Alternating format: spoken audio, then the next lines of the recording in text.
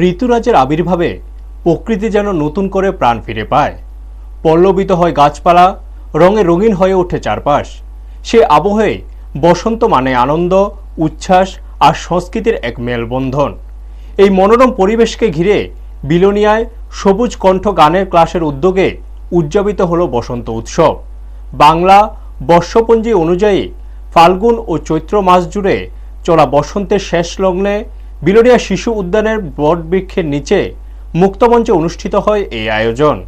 অনুষ্ঠানের শুভ উদ্বোধন করেন বিলোনিয়া পুর পরিষদের চেয়ারপারসন নিখিল চন্দ্র গোপ। উপস্থিত ছিলেন পুর পরিষদের কাউন্সিলরগণ, স্থানীয় কবি সাহিত্যিক এবং সাংস্কৃতিক ব্যক্তিত্বরা। নাচ ও গানের মাধুর্যে মুখরিত হয়ে ওঠে গোটা পরিবেশ, যেন বসন্ত নিজে নেমে এসেছে মঞ্চে। অনুষ্ঠানে বসন্ত ঋতু ও বসন্ত উৎসবের তাৎপর্য তুলে ধরেন উদ্বোধক নিখিল চন্দ্র গোপ। প্রকৃতির নবজাগরণকে ধারণ করে এমন উৎসবের মাধ্যমে সমাজের সৌন্দর্য, সম্প্রীতি ও সাংস্কৃতিক চেতনার বার্তা ছড়িয়ে দেওয়ার কথা তিনি উল্লেখ করেন। ব্যুরো রিপোর্ট, নিউজ তৎকাল 24। বসন্ত উৎসবকে বরণ করে নিয়েছে, সবাই মিলে আজকে এই উৎসব পালন করছি। শীতের পরেই এই বসন্ত আসে। আমরা শীতে অপেক্ষা করে থাকি কখন বসন্ত আসবে, কবে আসবে বসন্ত।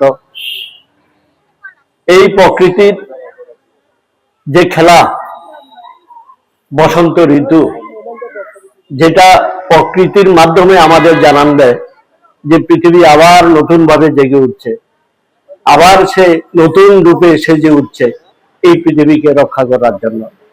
তা আমরাও প্রকৃতির তালে তালে আমরাও মেতে উঠি যে আমরা নতুন ভাবে জেগে উঠব, আমরা নতুন ভাবে আবার আমাদের জীবন শুরু করব এবং তাতে আমরা এই পৃথিবীকে নতুন ভাবে সেজে রঙে প্রকৃতির যেভাবে চলে সেভাবে আমার চলার আমরা প্রেরণা পাই।